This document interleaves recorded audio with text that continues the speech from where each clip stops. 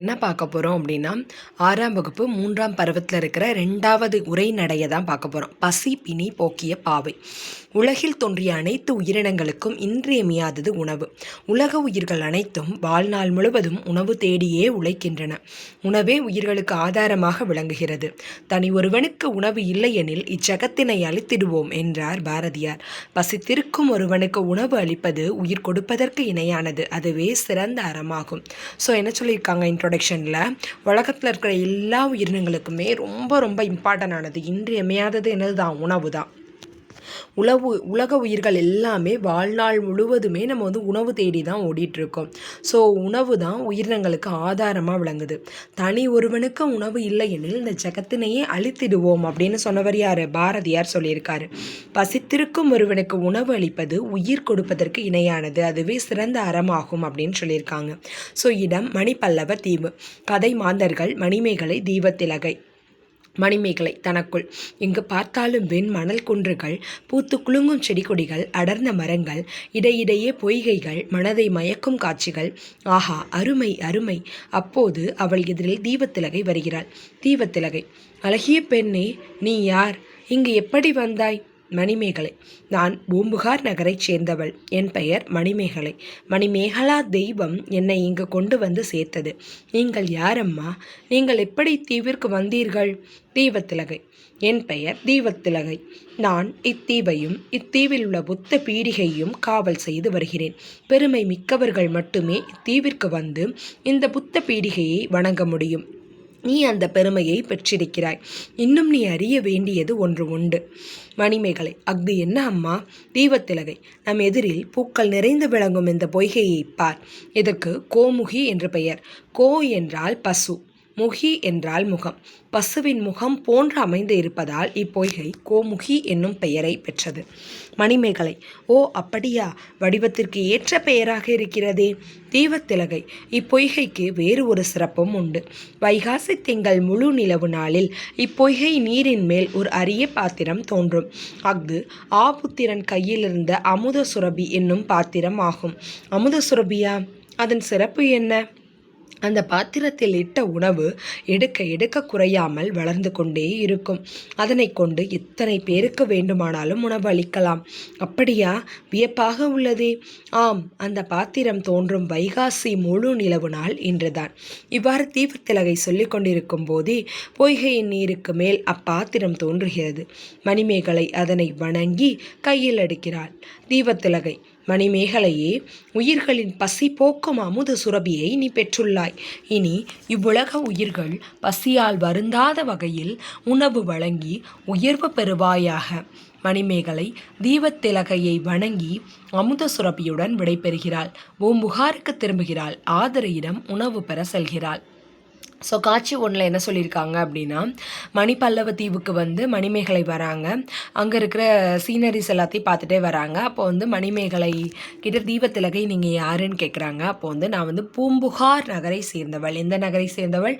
பூம்புகார் நகரை சேர்ந்தவள்.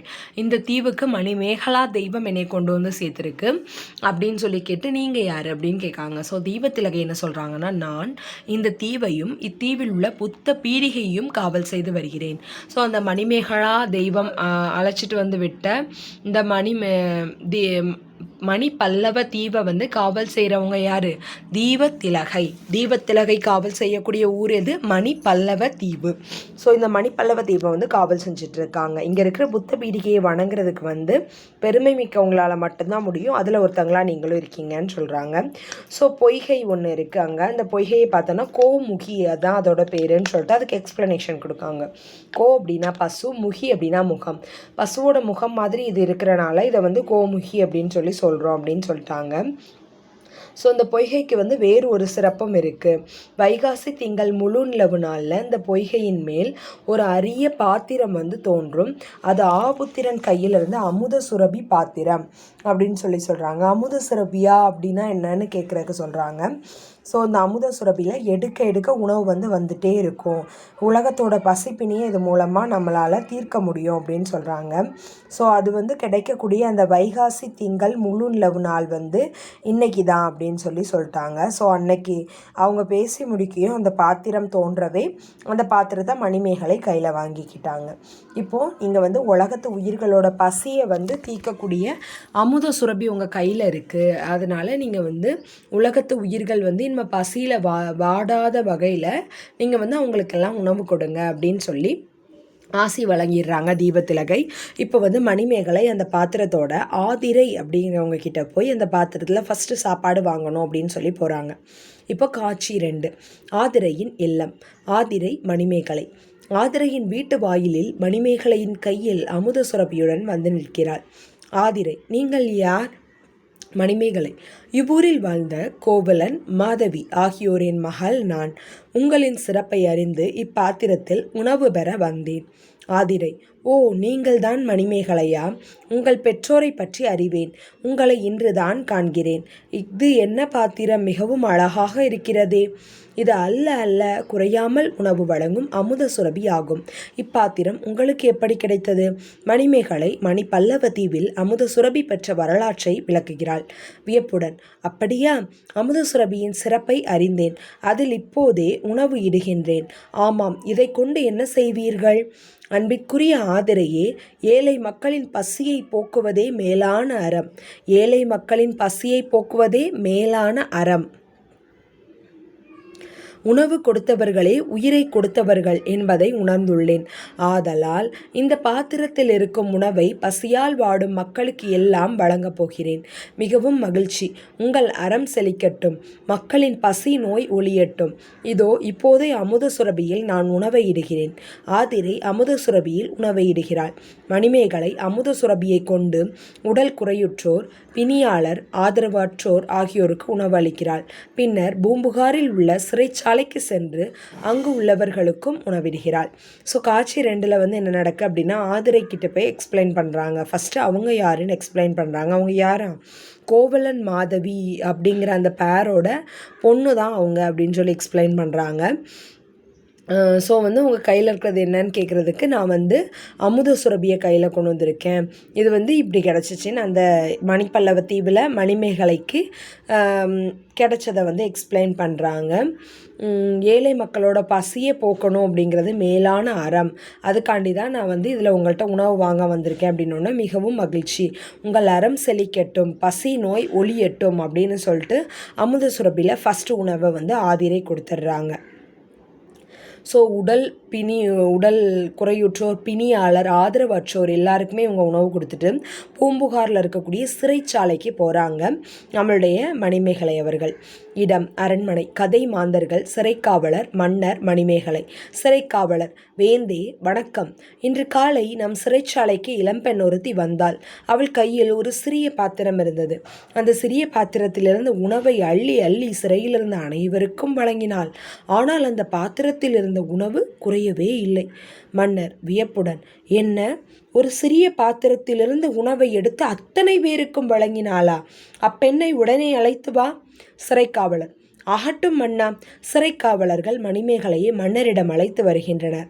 மணிமேகலை மன்னரை வணங்கி: அருள் உள்ளம் கொண்ட அரசே வணக்கம். பெண்ணே, நீ யார்? உணவு அள்ள குறையாத இப்பாத்திரத்தின் பெயர் என்ன? இஃது உனக்கு எப்படி கிடைத்தது? மணிமேகலை தனக்கு அமுத சுரபி கிடைத்த வரலாற்றை கூறுகிறாள். மிக்க மகிழ்ச்சி. மாதவம் செய்தவளே, இந்த உலக மக்களின் பசி பிணி தீர்க்கும் பாங்குடைய அறத்தை செய்கிறாய். நான் உனக்கு செய்ய வேண்டிய உதவி ஏதேனும் இருக்கிறதா? அன்பால் ஆட்சி செய்யும் அரசே, சிறைச்சாலையில் தண்டனை பெற்றவர்கள் திருந்தி வாழ வழி காண வேண்டும். சிறைக்கோட்டம் அறக்கோட்டமாக மாற வேண்டும். அதற்கு என்னவெல்லாம் செய்ய வேண்டும்? வாழ்க்கைக்கு அறம் சொன்ன வள்ளுவர் வாழ்ந்த நாடு இது. புத்தர் பிறந்த அறம் போதித்த பூமி இது. இவை நன்மைகள் கொண்டு தீமைகள் நன்மைகள் எவை, தீமைகள் என்பனவற்றை எல்லாம் தக்க அறிஞர்களை கொண்டு சிறையில் உள்ளவர்களுக்கு எடுத்து கூற வேண்டும். மேலும் அவர்களுக்கு பெற்றோரை மதித்தல், முதியோரை பேணல், உறவினர்களை அரவணைத்தல் போன்றவற்றை வலியுறுத்தும் அறநெறி கல்வியை அளிக்க வேண்டும். இதுவே என் வேண்டுகோள் மன்னா. நல்லறம் புரியும் நங்கையே, உன் வேண்டுகோள் அனைத்தையும் நடைமுறைப்படுத்த ஆணையிடுகிறேன். நீ வாழ்க, உன் அறம் வளர்க. நன்றி மன்னா. வணங்கி விடைபெறுகிறாள் மணிமேகலை. ஸோ என்ன சொல்கிறாங்க, அரண்மனைக்கு வந்திருக்காங்க. அங்கே சிறை காவலர், மன்னர், மணிமேகலை எல்லாருமே வந்துட்டாங்க. வேந்தே வணக்கம் அப்படின்னு சொல்லிட்டு எக்ஸ்பிளைன் பண்ணுறான். அங்கே ஒரு பொண்ணு வந்திருக்கு, அவள் கையில் ஒரு பாத்திரம் இருக்குது, அதில் அள்ள உணவு வந்துட்டே இருக்குன்னொன்னே அவங்கள அழைச்சி வாருங்கன்னு சொல்கிறாங்க. ஸோ அவங்கக்கிட்ட மன்னர் விசாரிக்காங்க, நீ யாருமா, உனக்கு எப்படி இந்த பாத்திரம் கிடச்சிச்சு? ஸோ அவங்க எக்ஸ்பிளைன் பண்ணுறாங்க. ஸோ நீங்கள் என்ன நினைக்கிங்க அப்படின்னு சொல்லி கேட்கமுச்சில் சொல்கிறாங்க, நான் சிறை கோட்டத்தை அறக்கோட்டமாக மாற்றணும்னு நினைக்கிறேன். அதுக்கு நீங்கள் என்ன பண்ணணுன்னா, வாழ்க்கைக்கு அறம் சொன்னவர் தான் நம்முடைய வள்ளுவர். அவர் வாழ்ந்த நாடு இந்த நாடு, புத்தர் பிறந்த அறம் போதித்த பூமி இந்த பூமி. ஸோ இங்கே இருக்கக்கூடிய சிறைச்சாலையில் என்ன பண்ணணும், நன்மை எது தீமை எதுன்னு அறியக்கூடிய அறிஞர்களுடைய கருத்துக்களை எடுத்து கூறணும். சிறையில் இருக்கவங்களுக்கு பெற்றோரை மதித்தல், முதியோரை பேணல், உறவினர்களை அரவணைத்தல்லாம் சொல்லி கொடுத்து அறநெறி கல்வியை அவங்களுக்கு கொடுக்கணும் அப்படின்னு சொல்லி கேட்காங்க. அதை எல்லாத்தையும் ஓகே சொல்லி மன்னரும் ஓகே சொல்லிட்டாங்க. மணிமேகலா தெய்வம் மணிமேகலை அழைத்து சென்ற தீவு மணி பல்லவ தீவு. ஸோ எந்த தீவு? மணி பல்லவ தீவு. மணிமேகலை கையிலிருந்து அமுத சுரபியில் உணவு இட்ட பெண் ஆதிரை. ஸோ அதோடு இந்த பாடம் முடிஞ்சிருது. லைட்டாக ஒரு சின்ன ரீகேப் பார்த்துடலாம். ஸோ ஃபஸ்ட்டில் பசிப்பினி போக்கிய பாவை அப்படிங்கிறதா இந்த லெசனோட நேம். தனி ஒருவனுக்கு உணவு இல்லை எனில் இச்செகத்தினை அழித்திடுவோம் அப்படின்னு சொன்னவர் யார்? நம்மளுடைய பாரதியார் அவர்கள். பூம்புகார் நகரை சேர்ந்தவள் தான் நம்மளுடைய மணிமேகலை. அவளை இந்த மணி பல்லவ தீவுக்கு அழைத்து வந்தது மணிமேகலா தெய்வம். அங்கே தீவு திலகையை சந்திக்கிறாங்க. அவங்க யாருன்னா, இந்த மணி பல்லவ தீவை புத்த பீடிகையை காவல் செஞ்சுட்டு இருக்கக்கூடியவங்க தான் இந்த தீவ திலகை. அப்போ கோமுகி அப்படிங்கிற அங்கே பொய்கை பார்க்குறாங்க. கோ அப்படின்னா பசு, முகி அப்படின்னா முகம். பசுவின் முகம் மாதிரியே இருக்கிறனால தான் இதை என்ன சொல்கிறோம், கோமுகி அப்படின்னு சொல்லி சொல்கிறோம். வைகாசி திங்கள் முழு நிலவு நாளில் பொய்கை நீரின் மேலே ஒரு அரிய பாத்திரம் தோன்றுது. அதுதான் ஆபுத்திரன் கையில் இருக்கக்கூடிய அமுத சுரபி அப்படிங்கிற பாத்திரம். ஸோ அந்த பாத்திரத்தில் உணவு எடுக்க குறையாமல் வளர்ந்துக்கிட்டே இருக்குது. அதனை கொண்டு எத்தனை பேருக்கு வேணாலும் உணவு கொடுத்துட்டே இருக்கலாமா. ஸோ அதை வச்சு அவங்க உணவு கொடுக்குறதுக்கு ஃபஸ்ட்டு ஆதிரை அப்படிங்கிறவங்கள்ட்ட போய் சாப்பாடு வாங்கிக்கிறாங்க.